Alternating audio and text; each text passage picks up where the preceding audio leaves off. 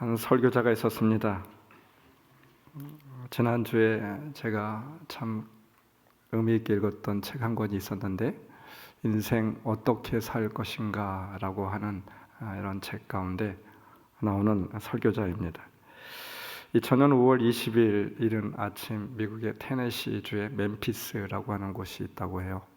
그곳에 조그마한 강대상이 그렇게 차려지게 되었고, 또 넓은 들판에 많은 사람들이 모여지게 되었습니다. 이 강대상 앞에 50대 중반의 한 설교자가 서게 되었죠. 강사는 약간 안절부절 못하는, 또 떨리는 그런 마음으로 강대상에 오르게 되었습니다. 한 손으로는 불어대는 바람이 너무나도 거세어서 설교 원고를 붙들고 있었습니다.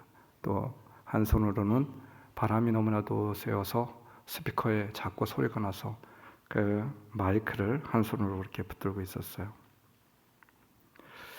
심지어 설교를 시작한 지 몇 분 되지 않아서 돌풍이 불게 됨으로 인하여서 그만 설교의 반 정도 되는 원고가 다 날아가 버렸다고 합니다. 너무나도 당황스러웠습니다. 설교가 제대로 될 리가 없었습니다. 이 설교자는 잠시 설교를 중단하고 하나님 앞에 간절히 기도하게 되었어요. 하늘에 계신 아버지, 오늘 이 시간 제가 무엇을 전해야 되겠습니까? 이 상황 가운데 제가 어떻게 이 말씀을 전해야 되겠습니까? 오늘 이 시간 나에게 기름 부음을 허락하여 주옵소서. 도우심을 구합니다. 그렇게 기도를 마음속으로 하고 심호흡을 한 후에 강단에 기대어 남은 원고를 발로 지지하며 그렇게 설교를 하게 되었습니다. 어떤 말을 드려야 될지 잘 모르겠지만 이 강사는 머릿속에 떠오른 것이 하나 있었다라고 해요. 그러면서 청년들에게 이런 설교를 합니다. 3주 전쯤에 우리 교회에는 정말 너무나도 비극적인 사건이 일어났습니다. 루비 엘리어슨과 로라 에즈워드라고 하는 사람, 두 사람이 카메룬에서 죽음을 당하였습니다. 루비는 80세가 넘은 그런 사람이었고 평생 독신으로 살았던 사람이었고 한평생 복음을 위하여서 살았던 미전도 종족들에게 복음을 전하였던 아주 귀한 사람입니다. 로라는 과부였고 의사였습니다. 80에 가까워지고 있었던 그런 사람이었죠. 카메룬에서 루비의 곁을 지키며 섬겼던 그런 사람이었습니다. 그런데 이 둘이 선교지를 가다가 그만 차에 브레이크가 고장이 나서 자동차가 절벽 아래로 떨어지는 사고가 발생하게 되었습니다. 그래서 그 둘은 즉사하게 되었습니다. 저는 이 비극적인 상황을 보면서 우리 교인들에게 물었습니다. 여러분, 성도들, 이것이 비극입니까? 아닙니다. 이것은 비극이 아니라 영광이죠. 이렇게 이야기한 뒤에 이 설교자는 리더스 다이제스트라고 하는 잡지 한 페이지를 꺼내서 읽게 되었습니다. 여기에는 밥과 펜이라고 하는 동북 지역에서 하던 일을 그만두고 5년 전에 일찍 은퇴를 했던 두 사람이 있었어요. 부부였습니다. 밥은 59세였고 펜이는 51세였습니다. 이제 그들은 플로리다주 푼타고다에 살고 있게 됩니다. 그들은 10m짜리 은퇴한 것으로 인하여서 고기잡이 배를 그렇게 사서 몰고 있었고 주중에는 소프트볼을 즐기고 있었습니다. 그리고 그들의 취미는 조개를 수집하는 일이었죠. 그는 말을 이어갔습니다. 정말 아메리칸 드림입니다. 단 하나밖에 없는 인생의 마지막에 이르러 당신이 한 일을 창조주께 설명할 날이 오게 된다라고 하면 내놓을 가장 위대한 일이 이 두 부부에게는 저는 조개를, 너무 아름다운 조개를 줍다가 왔습니다. 수집했습니다. 제 조개를 보십시오 라고 말할 수 있을 것 같아요. 여러분, 이것이 바로 비극이죠. 오늘날 사람들은 수십억 달러를 써가며 당신이 그 비극적인 꿈을 받아들이도록 설득하고 있습니다. 그래서 저는 오늘 이 시간 40분을 할애해서 여러분에게 간청합니다. 청년들이요, 그 말을 절대 듣지 마십시오. 당신의 삶을 낭비하지 마십시오. 2003년도에 삶을 허비하지 말라라고 하는 설교 책을 써서 정말 많은 사람들이 감동을 받았던 그런 설교자였습니다. 이 사람이 누구였습니까? 존 파이퍼라고 하는 너무 유명한 목사님이시죠. Don't waste your life. 삶을 허비하지 말라 수없이 많은 청년들에게, 성도들에게 감동을 주었던 그런 설교이기도 합니다. 여러분, 우리도 마찬가지입니다. 잃어버리지 말아야 될 것이 있겠죠. 지금 잃어버린 것들은 과연 무엇입니까? 잃어버린 것들을 다시 찾아서 회복해야 되지 않을까요? 올 한 해에 우리는 잃어버리지 말고 다시 찾을 수 있는 귀한 한 해가 되길 주님의 이름으로 축원합니다. 오늘 성경 말씀 로마서 16장 가운데 가장 중요한 말씀이 소개되고 있어요. 1장입니다. 사도 바울이 제일 먼저 기록한 내용으로 바로 오늘 말씀은 소명에 관한 말씀으로 너무나도 유명한 말씀이죠. 말씀 1절, 그리스도 예수의 종인 나 바울은 부르심을 받아 사도가 되었습니다. 부르심을 받아. 부르심이라고 하는 단어가 너무나도 감동적입니다. 오늘 말씀의 가장 중요한 말씀이 아닐까 싶어요. 부르심. 부르심이라고 하는 단어에는 누가, 누구를, 그리고 무엇을 이라고 하는 세 가지 개념이 포함되어 있는 단어이죠. 이 세 가지에 대해서 우리는 흔히 뭐라고 말하고 있습니까? 소명.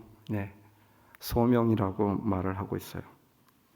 이 복음을 위하여 그리스도의 종으로 사도로 부르셨다 말씀하고 있습니다. 창세기 1장 1절이 중요하듯이 로마서 1장 1절은 로마서 전체의 가장 핵심을 찌르는 그런 말씀입니다. 또 신약 성경에 있어서 어떤 신학자들은 이렇게 이야기하고 있어요. 로마서는 신약의 진주와 같다. 가장 중요한 반짝거리는 보석과 같다. 이렇게 말하고 있습니다. 그 보석 가운데 가장 중요한 말씀, 오늘 1장 1절의 말씀을 소개하고 있죠. 소명을 다루고 있기 때문입니다. 내가 누구인지, 왜 살아야 하는지, 무슨 일을 해야 하는지에 대한 소명에 대한 말씀이에요. 이런 이야기가 있습니다. 길을 갈 때 여러분들도 아마 경험을 많이 해보셨을 것 같아요. 길을 잘 몰라서 길을 물을 때가 있습니다. 어디를 가는데 제가 그 장소를 잘 모릅니다. 길을 잘 모릅니다. 그러니 저에게 좀 길을 좀 어떻게 가야 되는지 알려줄 수 있겠습니까? 이렇게 물어보게 된다라고 하면 그 장소, 그 길에 대해서 잘 아는 사람들은 아주 친절하게, 자세하게, 정성껏 열심히 가르쳐주게 됩니다. 그런데 처음 만나는 모르는 사람에게 복음을 전하고 전도를 하게 될 때 혹 당신은 무엇을 위해 존재합니까? 무엇을 위해 살아가고 있습니까? 당신을 부르신 의미, 인생의 의미를 알고 있습니까? 당신은 어떤 존재인가요? 라고 묻게 된다고 하면 아마도 그 사람은 정신 나간 사람이 아닐까. 미친 사람이라고 그냥 본체 만체 지나치는 사람이 대다수일 것이겠죠. 그런데 여러분 한번 가만 생각해 보십시오. 어떤 것이 정말 중요한 일일까요? 단순히 길에 대하여서 묻는 것에 대해서 열성과 정성을 다해서 가르쳐주고 마음을 쏟는 것, 이것이 중요한 것입니까? 아니면 자신의 존재됨, 정체성이 무엇인지 생각해 보는 것, 이 얼마나 귀한 일입니까? 그런데 왜 사람들은 그렇게 심드렁하게 생각하며 들으려 하지 않을까요? 우리가 가던 길을 잃어버려도 괜찮습니다. 길을 놓쳐서 돌아가도 상관없어요. 그러나 우리가 어떤 존재인지, 무엇을 위하여 살아야 하는지에 대해서 늘 생각해야만 됩니다. 이것을 잃어버려서는 안 돼요. 그래야 우리 인생, 바른 인생이 될 수 있는 것이죠. 소명을 잃은 사람은 키를 놓친 배와 같은 인생입니다. 목표 없이 방황하며 물결에 따라 흘러가는 그런 배일 수밖에 없어요. 우리 인생이 그런 길을 잃어버린 배, 목적을 잃어버린 배가 되고 싶습니까? 인생 자체가 무의미해질 수밖에 없어요. 소명이라고 하는 말을 원어를 찾아보니까 오늘 본문에서 클레토스, 영어로는 우리가 잘 알고 있어요. 콜링, 부르심이라고 하는 단어입니다. 또 이 단어는 보케이션, 직업, 사명이라고 하는 말로 쓰여지기도 합니다. 보케이션의 본래의 의미는 목소리입니다. 여러분, 소명이라고 하는 말이 무엇일까요? 예, 바로 목소리를 듣는 것이죠. 누구의 목소리? 주님의 목소리를 듣는 거예요. 소명이란 무엇보다도 존재에 대한 부르심에 대해 듣는 것입니다. 내가 어떤 존재인지, 어떠한 인생을 살아야 하는지, 무엇을 위한 부르심인지 존재의 이유를 주님으로부터 들어야만 됩니다. 오늘 성경 본문을 보십시오. 바울이 그리스도의 종이라고 사도라고 말하고 있습니다. 사도라고 하는 클레토스 아포스톨로스, 사도로 부르심을 받은 사람, 이렇게 표현하고 있습니다. 여러분, 사도는 무슨 말인가요? 아무 뜻도 목적도 없이 가는 사람을 사도라고 부르지 않습니다. 사도란, 아포스톨로스란 자신을 보낸 이의 메시지를 품고 가는 사람이죠. 보낸 이가 누구인지 압니다. 보낸 메시지가 무엇인지 정확히 알고 있는 사람, 그래서 아포스톨로스, 사도 말하고 있는 것입니다. 또 바울은 이렇게 이야기하고 있어요. 그리스도의 종이라고 말하고 있습니다. 종에는 두 가지 개념이 필요하죠. 첫째는 자기 주장이 없어야만 됩니다. 둘째는 주인의 주인됨을 인정해야만 합니다. 종은 주인이 있다라고 하는 말이 아니겠어요? 누구의 종이라고 하면서 주인이 없다면 그 사람이 어떻게 종이 되겠습니까? 일을 시키는 주인이 있으니 종이 있는 것입니다. 오늘 말씀은 누가 불렀는지 정확히 말하고 있습니다. 누가 부르고 자신이 하는 일이 어디로부터 왔는지 역설하고 있는 말씀이죠. 분명한 자기 정체성, 사도 바울의 정체성에 대해서 말씀하고 있어요. 여러분, 이것이 중요합니다. 소명이라고 하는 것이 무엇입니까? 바로 분명한 자기 정체성을 바로 아는 것, 여기로부터 출발하는 것이죠. 바울은 이전에는 이 정체성이 무엇인지 몰랐습니다. 그래서 그의 인생은 목적 없이 흘러가는 그냥 떠다니는 배에 불과하였습니다. 사도 바울은 이렇게 고백하고 있죠. 나의 모든 인생, 전에 있었던 모든 인생은 배설물과 같았습니다. 잃어버린 인생이었어요. 그러나 이제는 분명히 알고 있습니다. 유진 피터슨 메시지 신학에서 이렇게 고백합니다. 나 바울은 사명을 받아 예수 그리스도께 몸 바쳐 일하는 그분의 종이자 하나님의 말씀과 하신 일을 선포할 권한을 부여받은 사도입니다. 나는 그분의 종이자 하나님의 말씀과 하신 일을 선포할 권한을 부여받은 사도다. 분명한 자기 정체성이 있었어요. 소명의 출발점은 무엇을 하는 것에 있지 않습니다. 내가 어떤 존재인가를 아는 것에 있죠. 분명한 자기 인식, 자기 정체성, 아이덴티티를 말하고 있습니다. 우리는 소명을 받았다고 하면 자꾸 사역이나 일을 생각하고 있어요. 그렇지 않습니까? 사역 이전에 더 중요한 것은 내가 누구인가를 아는 것이죠. 자기의 정체성을 하나님 앞에서 분명히 아는 것, 여기로부터 이 아이덴티티가 출발할 수 있습니다. 무엇을 한다라고 하는 doing이라고 하는 것보다도 어떤 존재인지라고 하는 being이 더 앞서야만 됩니다. 존재의 인식 없이 바른 doing이 있을 수가 없기 때문입니다. 우리에게 할 일이 많이 있습니다. 지금 하고 있는 일들 정말 중요하기도 합니다.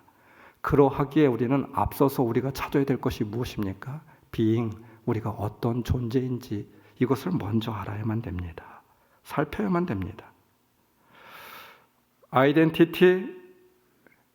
이 아이덴티티 정체성의 핵심, 무게중심에 대하여서 성경은 말씀하고 있는데요. 1절, 나는 하나님의 복음을 전하기 위하여 따로 세우심을 받았습니다. 따로 세우셨다라고 하는 의미예요. 사람들은 저도 마찬가지였습니다. 이 말씀을 그냥 흘려보내고 있는 것 같아요. 따로 세우셨다라고 하는 말, 아포리스메노스, 구별된, 택정함이라고 하는 뜻을 담고 있습니다. 주님이 불러서 구별시켜서 세워줬고 주님이 택하여 주셨다라고 하는 말입니다. 사도 바울에게는 가장 큰 약점 하나가 있었어요. 그것은 무엇이냐면 바로 사도권에 대한 시비였습니다. 그래서 로마서 1장 1절에서도 제일 먼저 주장하는 것이, 그 정말 너무나도 중요한 말씀 가운데 제일 먼저 주장하는 것이 무엇입니까? 한마디로 요약하면 나는 사도다. 그리스도께 부름받은 사도다. 이런 말이잖아요. 그 핵심이. 왜 이런 말을 하고 있습니까? 바울은 초대교회 당시에 우리가 생각하는 것처럼 명성과 권위, 위대성이 있었던 사람이 아니었습니다. 그렇다라고 하면 로마서 1장 1절을 이렇게 시작하지는 않았을 것 같아요. 항상 바울의 서신서에서 가장 강력하게 주장하고 있는 것이 바로 사도권이었습니다. 바울이 사도가 될 만한 자격 요건을 갖추지 못하였다고 하는 것입니다. 그도 그럴 것이 사도 바울이 어떤 사람이었습니까? 예수를 믿는 사람을 수없이 많은 사람을 죽였고 교회를 핍박하였던 사람입니다. 그런데 어느 날 나타나서 하는 이야기가, 나는 그리스도의 사도다. 당신들을 위해서 존재하고 있고 내가 전하는 복음을 믿어라. 여러분, 이것이 말이 되는 것입니까? 바울을 부르시고 복음을 전하게 하신 분이 바로 주님이시라고 하는 말입니다. 지금도 그 주님의 부르심으로 택하심으로 사도가 되었고 그 사도권으로 복음을 전하며 로마 교회의 말씀을 전하고 있음을 주장하고 있는 것이죠. 하나님은 하나님의 사랑하는 백성에게 늘 준비시켰던 것이 있습니다. 바로 내가 너와 함께하겠다라고 하는 믿음이요 정체성입니다. 택하심이라고 하는 것이죠. 아브라함을 불러서 제일 먼저 주었던 축복의 말씀이 있었어요. 너는 믿음의 조상이 되겠다. 내가 너를 택하였다. 내가 복의 근원으로 택하여 삼겠다라고 하는 약속입니다. 여호수아에게도 말씀하셨습니다. 두려워 떨고 있는 여호수아에게 주님께서 친히 그대 앞에 가시며 그대와 함께 하시며 그대를 떠나지도 않으시고 버리지도 않으실 것이니 두려워 말고 겁내지도 말아라. 한마디로 요약하면 내가 너를 택했으니 너는 두려워하지 말라 이 말입니다. 정체성을 가지라고 하는 말이겠죠. 너가 어떤 존재인지 그리고 무엇을 가지고 가야 할지. 바단 아람으로 정처 없이 떠나는 외롭고 갈 바를 모르는 야곱에게 내가 돌아오는 그 순간까지 너와 함께 하겠다. 반드시 너를 돌아오게 하겠다.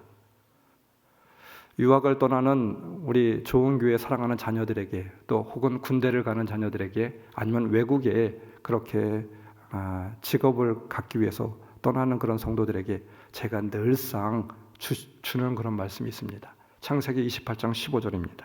내가 너와 함께 있어서 네가 어디로 가든지 너를 지켜주며 내가 너를 다시 이 땅으로 데려오게 하겠다. 내가 너에게 약속한 것을 다 이루기까지 내가 너를 떠나지 않겠다. 한 가지만 분명히 기억해라. 기억하십시오. 하나님께서 택하여 주셨고 하나님께서 동행하신다라고 약속하여 주셨습니다. 하나님께서 선택하셨습니다. 당신은 하나님이 선택한 사람입니다. 그러니 걱정하지 마십시오. 이것 하나면 족하지 않겠습니까? 여러분, 택하시는 분은 하나님이시죠. 하나님의 주권입니다. 나의 조건과 능력 때문이 아닙니다. 그냥 하나님의 택하심이에요. 택하심을 받을 만한 존재가 되지 못함도 알고 있습니다. 능력이 있는 것도 아닙니다. 하나님께 필요한 존재인 것 같지도 않은 것 같습니다. 그러나 택하시는 분은 누구입니까? 하나님이세요. 하나님이 택하는 거예요. 인생을 살아가면서 뜻대로 되지 않았던 일들이 있습니다. 어려움이 있기도 합니다. 앞이 보여지지 않고 있습니다. 어디로 가야 할지 모르는 상황일 수도 있습니다. 그럼에도 담대하게 우리는 주어진 길을 걸어갈 수 있어요. 왜입니까? 하나님의 택하심을 믿기 때문에, 하나님의 그 약속을 믿기 때문에. 여러분, 그런데 다시 한번 기억해 보십시오. 하나님이 택하셨어요. 이것을 우리는 종종 잊고 살아가고 있는 것 같아요. 하나님이 택하셨음을 잊지 않을 때 우리는 힘을 낼 수 있으며 다시 일어설 수 있습니다. 안심할 수 있습니다. 말씀을 준비하며 아포리스 메노스, 따로 택정함을 받아라고 하는 이 말이 너무나도 감동으로 다가왔습니다. 정말 눈물이 흘러나왔어요. 사도 바울의 고백은 어떠한 고백이었을까? 마음은 어떠한 마음이었을까? 느껴지게 되었고, 사도 바울의 마음이 저의 마음이 사도 바울의 마음이 같지 않았을까? 이런 생각이 문득 들게 되었습니다. 주 너의 하나님이 지켜주시네. 놀라지 말고 겁내지 마라. 이 찬양의 한 구절이 계속 마음속에서 말씀과 함께 울림을 주게 되었습니다. 주 나의 하나님이 지켜주시네. 그러니 놀라지 말고 겁내지 말라. 주님 나를 지켜주시네. 내 마음이 힘에 겨워 지칠지라도 주님 나를 지켜주시고, 세상이 험한 풍파 몰아칠 때도 주님 나를 지켜주시네. 주님은 나의 산성, 주님은 나의 요새, 주님은 나의 소망, 나의 힘이 되신 여호와. 그 여호와 하나님께서, 주님이 지켜주시고 택하여 주셨다라고 하는 것이죠. 이미 택하여 주었습니다. 아포리스 메노스. 여러분, 이 고백이 저뿐만 아니라 여러분들에게도 충만해지기를 다시 한번 주님의 이름으로 축원합니다. 이 믿음이, 정체성이 늘 간직되고 있으면 됩니다. 한시도 잊지 말아야 되겠습니다. 우리가 두려워하는 이유는 상황이나 사건이 문제가 돼서, 아니면 능력이 문제가 돼서고 어려워서가 아닙니다. 여러분, 두려움의 반대말이 무엇입니까? 두려워하지 않는다라고 하는 것입니까? 아니면 안정입니까? 평화입니까? 아니에요. 두려움의 반대말은 바로 믿음이죠. 택하셨다라고 하는 믿음입니다. 이 믿음이 있으면 우리는 두려워하지 않게 됩니다. 바울이 로마서를 쓰면서 1장 1절에 자신을 변호하기 위한 말씀이 아니었음을 다시 보게 되었습니다. 사도권을 변호하기 위하여서 나 바울은 사도입니다 라고 애들러 서두를 쓰고 있는 것이 아닙니다. 로마서는 그런 값싼 복음이 아닙니다. 부족한 나 자신을 창세전에 택해 주시고 사도로 부르시는 하나님을 찬양합니다. 이 은혜로 이 말씀을 여러분에게 전합니다. 노 사도의 눈에는 뜨거운 눈물이 흐르고 있었습니다. 감격하며 복음을 열며 자신 안에 있는 이 믿음의 고백을 로마의 교인들에게 전하고 있고 있는 것이죠. 그러면서 말씀하고 있어요. 여러분도 나처럼 하나님의 택한 자이며 부르신 자들이 아니겠습니까? 말씀 6절, 여러분도 그들 가운데 들어있어서 그리스도의 부르심을 받은 사람이 되었습니다. 그렇습니다. 그래서 바울을 로마 교인들은 받아들일 수 있게 되고 그가 전한 진리가 로마 교회에 큰 은혜가 되었을 것입니다. 이 복음을 전하며 얼마나 감격하였을까요? 전하는 이나 듣는 이나 아포리스 메노스 택정합을 입은 자로서 그 은혜에 감격하며 뜨거운 눈물을 흘리지 않았을까요? 그뿐만 아니라 택하였다라고 하는 말에는 아주 중요한 정체성이 담겨져 있다고 믿습니다. 주님이 택하였기에 그 자신감으로 말씀을 선포하고 내가 로마 교회에 내가 세우지 않았던 로마 교인이었지만 로마 교회였지만 내가 사도권으로 이 말씀을 주님의 택하심으로 이 말씀을 전한다, 보낸다 이 말이 아닙니다. 가르치고 권위를 주장한 것이 더욱더 아니었습니다. 능동적 의미의 정체성이 아니라 수동적 의미의 정체성을 말씀하고 있어요. 그 택한 은혜에 감동이 되었습니다. 십자가의 은혜가 바울의 정체성의 중심이었습니다. 따로 택하심을 받아라고 하는 이 말의 뜻은 십자가의 보혈의 피가 저에게 낭비되지 않았습니다. 보혈의 은혜로 가치 없는 나 자신이 택하여졌음을 나는 한시도 잊지 않았습니다.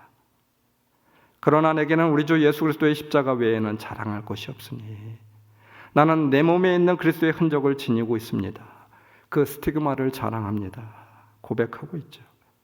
나의 능력, 공로가 아니라 내가 위대한 사도여서 내가 주님께 택함을 받은 그런 사람이어서 아닙니다. 그것이 아니라 은혜를 아는 존재, 십자가의 은혜로 살아감이 바로 나의 정체성입니다.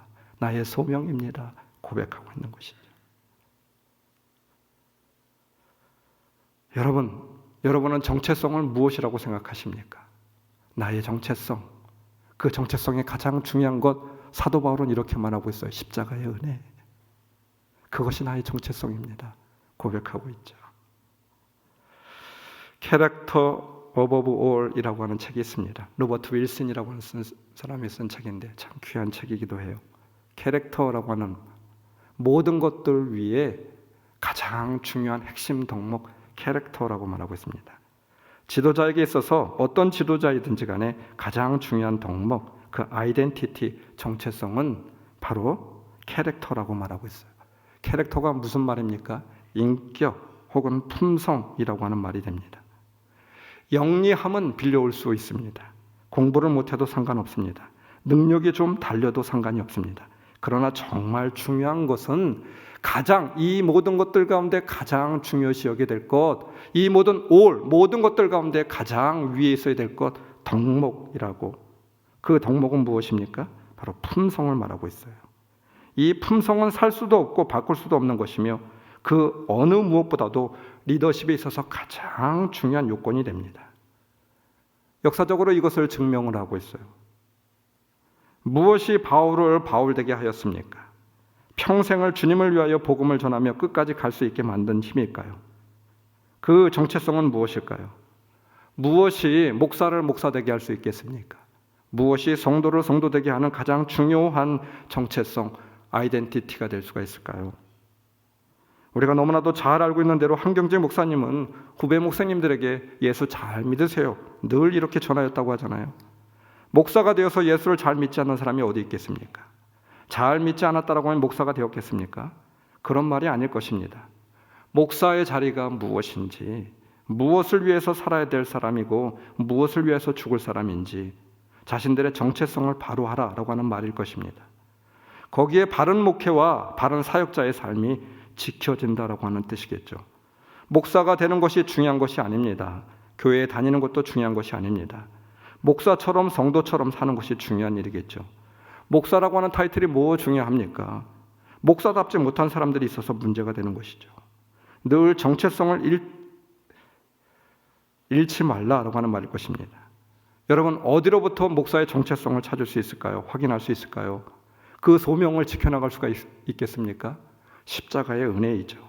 무엇을 하고 잘하고 못하고 능력이 있고 없고 어떤 재능이 있고 없고 목회를 얼마나 많이 했고 안 했고 목회 연수가 얼마나 되고 안 되고 이것이 중요한 것이 아니라 여러분, 목회자의 정체성, 그 정체성, 오늘도 갖고 가야 될 그 정체성은 바로 십자가의 은혜, 십자가의 사랑, 이것이 가장 중요한 정체성이 되고 있어야 되지 않을까요?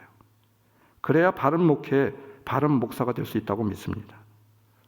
우리 교회에 중요한 정체성이 있다고 하면, 아이덴티티라고 하면 다른 많은 사람들은 이렇게 이야기할지 모르겠습니다. 너무 아름다운 교회, 순수한 자연의 아름다움이 있는 교회, 목가적인 교회, 수도원적인 정서가 있는 교회, 참 좋은 칭찬입니다. 말씀을 준비하면서 저는 생각해 보았습니다. 이것도 너무나도 중요하고 우리가 갖고 있는 그런 장점이기도 하지만 더 중요한 것은 그렇게 아름다운 맑고 순수한 영혼을 갖고 있는 성도, 신앙이 있는 성도, 이것이 바로 우리의 정체성이죠. 우리가 지향해야 될 정체성입니다. 우리 교회의 정체성이라고 믿습니다. 여러분, 은혜로 우리는 돌아가야만 돼요. 십자가의 은혜가 오늘 기억되어져야 되는 것이죠. 그리스도인의 좋은 품성, 십자가의 은혜입니다. 그리스도인을 그리스도인답게 하는 품성, 십자가의 은혜이지 않을까요? 그 십자가의 은혜가 오늘 여러분들의 심령 가운데 충만하십니까? 십자가의 은혜가 날마다 새로워지고 있습니까? 이것만이 우리를, 성도를 성도되게 할 수 있고 목회자를 목회자되게 할 수 있고 교회를 교회되게 할 수 있는 가장 좋은 품성이 되는 것이죠. 이 정체성이 부르심에 합당한 부르심을 감당할 수 있는 그런 성도와 우리 좋은 교회가 다 될 수 있기를 주님의 이름으로 축원합니다.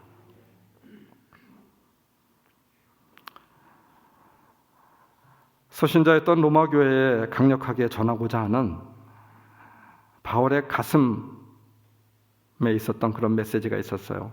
말씀 1절, 나는 하나님의 복음을 전하기 위하여 에이스 유앙겔리온 데우라고 하는 말입니다.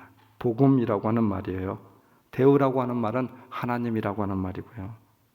그런데 복음, 하나님보다도 더 중요한 것이 저는 앞에 있는 전치사라고 믿습니다. 에이스, 위하여라고 하는 말입니다. 위대한 인생은, 승리한 인생은 이 위하여가 있고 없고에 갈라지는 것 같아요. 위하여가 있는 인생이 되어야만 됩니다. 어떤 위하여? 복음을 위하여. 그래서 바울의 인생이 바로 위대한 인생이 될 수 있었습니다. 그 위하여가 무엇인지 분명한 정체성이 있었어요. 복음을 위하여. 우리 인생에도 바른 정답이 있었으면 좋겠습니다. 그 정답을 찾아갈 수 있었으면 좋겠습니다. 우리는 자주 이런 생각을 합니다. 하나님이 나를 부르셨는가? 나는 하나님의 부르신 존재인가에 대해서 질문하고 있어요. 때로는 이 질문에 대하여서 고민하고 있습니다. 부르신 존재인가 아닌가에 대해서 회의가 될 때도 있죠. 나는 하나님이 부르실 만한 존재가 되지 못해 스스로 비판하고 자책하는 사람들도 있는 줄 믿습니다. 혹은 환경과 조건과 나이 때문에 아니면 능력 때문에 스스로에 대하여서 불신하는 사람들도 있습니다. 여러분, 그러나 우리의 질문은 오늘 이 시간, 이 순간부터 바뀌어져야만 됩니다. 과연 나를 하나님께서 당신의 사명을 감당할 자로 부르셨는가가 아니라 우리는 질문을 바꿔야만 됩니다. 어디로 부르셨느냐? 그리고 무엇을 위해 부르셨느냐? 이렇게 바꿔야만 됩니다. 하나님이 우리를 부르시지 않았다라고 하면, 당신의 사명을 맡겨주시지 않았다라고 하면, 그런 당사자가 아니라고 하면 우리가 어떻게 이 땅에 존재할 수가 있겠습니까? 하나님이 이 땅에 우리를 존재하게 한 이유는 이미 하나님께서 우리를 부르신 존재예요. 하나님이 부르시지 않았다라고 하면 오늘 우리가 이렇게 서 있지 못합니다. 하나님이 허락하지 않으면 참새 한 마리도 떨어지지 않는다라고 하셨습니다. 부르심은 선택받은 소수에게만 해당되는 것이 아닙니다. 또 어떤 신비한 계시를 통하여 주어지는 거룩한 특권도 아닙니다. 분명히 나를 부르셨어요. 여러분 믿으시기를 바랍니다. 하나님이 불러주셨고 선택하여 주셨습니다. 언제까지 우리는 이 문제를 가지고 고민하고 이 문제를 가지고 기도해야만 되겠습니까? 아닙니다. 하나님은 분명히 나를 부르셨습니다. 더 중요한 것은 부르신 일이 무엇인지, 우리가 어디에 있든지 무슨 일을 하든지 부르셨습니다. 에이스 유앙겔리온, 복음을 전하기 위하여 나를 부르신 것이죠. 나를 사용하시는 것입니다. 나의 인생을 있게 하신 것입니다. 이런 이야기가 있어요. 여러 기찻길 사이를 걷고 있는데 한 어린아이가 그 사이에서 어떨 줄 몰라 하고 있었습니다. 멀리서 화물기차가 아이를 향해 달려오는 소리가 들렸습니다. 그런데 바로 그 순간에도 나는 내 무릎을 지그시 내려다보며 말했습니다. 오 하나님, 내가 무엇인가를 하기를 원하신다라고 하면 알려주십시오. 나를 부르신 것이 맞습니까? 나를 불러주셔서 사명을 허락한 것이 맞습니까? 그러면서 하늘에 특별한 계시가 있기를 그렇게 바라고 기도하고 있습니다. 여러분 이것이 바른 기도입니까? 바른 질문인가요? 아닙니다. 나는 그 순간 하나님의 뜻이 무엇인지 묻지 않아도 알 수 있어야만 됩니다. 그것이 무엇입니까? 아이를 구하라. 기차가 달려오는데 아이를 구하지 않고 있겠습니까? 예수님 없이 살아가는 세상 사람들은 철로에서 헤매이는 아이만큼이나 실제로 그리고 더 중요한 일이 없습니다. 그리고 그 아이보다도 1억 배나 더 절망적인 비극을 향해서 달려가고 있는 것이 바로 우리 인생들이죠. 세상 사람들입니다. 예수를 믿지 않는 그런 사람들이죠. 하나님은 우리에게 그들 중 한 명도 멸망하지 않는 것이 당신의 뜻임을 우리들에게 익히 말씀해 주고 있어요. 사도행전 1장 8절, 그리고 마침내 땅끝에까지 이르러 내 증인이 될 것이다. 마태복음 28장 20절, 내 제자를 삼아 내가 너에게 명령한 모든 것을 그들에게 가르쳐 지키게 하라 말씀하여 주셨습니다. 올바른 질문은 과연 하나님께서 나를 당신의 사명으로 부르신 것이 맞느냐가 아니라, 이 질문함이 아니라 무엇을 위해서 하나님 나를 부르셨습니까? 이것이 선행되어야 되는 것이죠.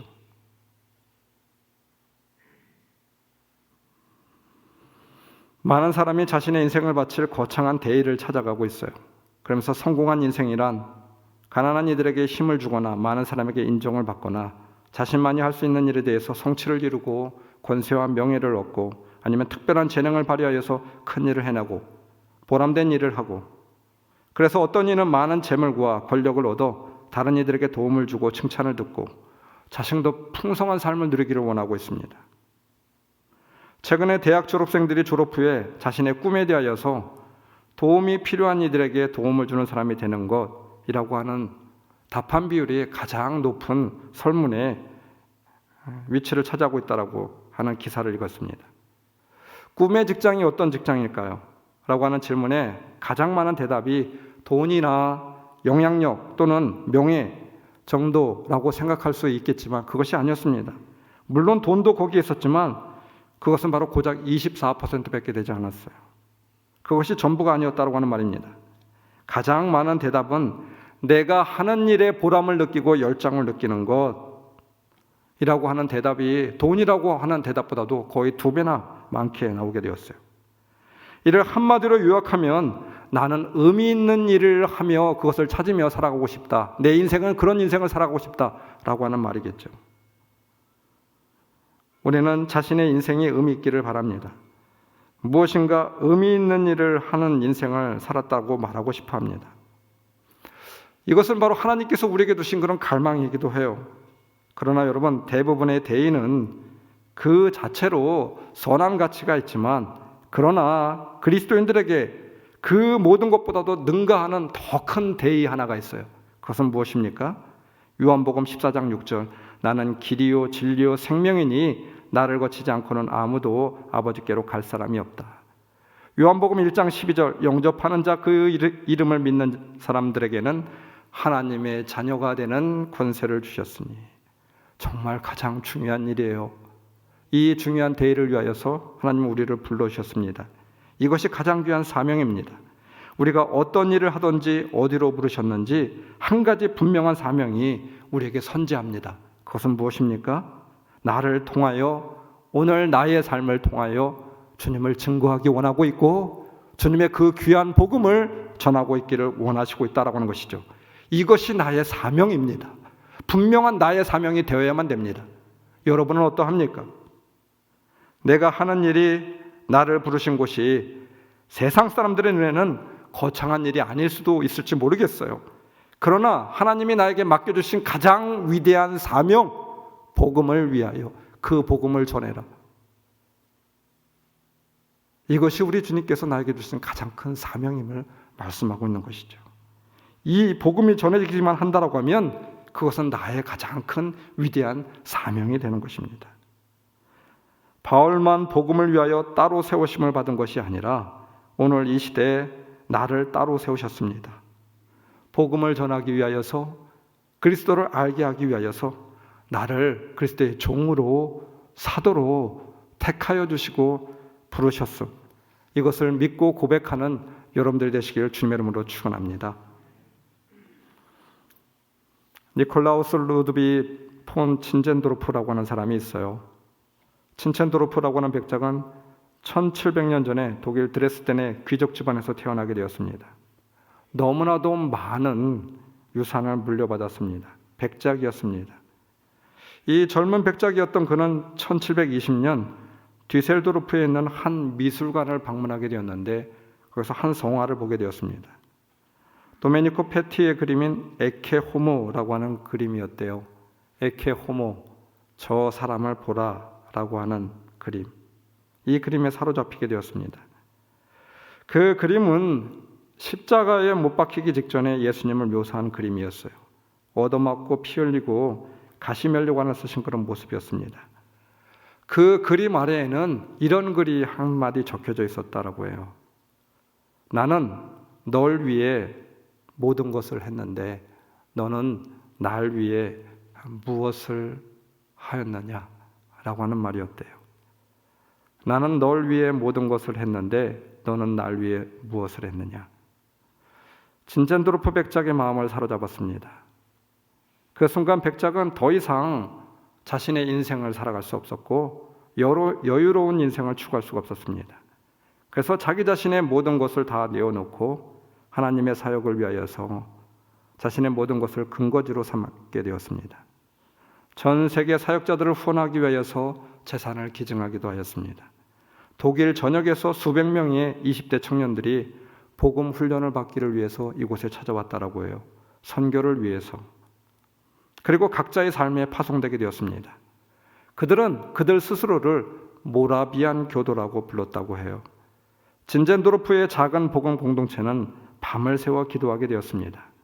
이 운동을 통하여서 바로 독일 전체가 변화될 수 있었고, 나중에는 우리 감리교의 창시자였던 존 웨슬리까지 이 모라비안 교도들에 의하여서 영향을 받고 감리교를 창시하게 되었습니다.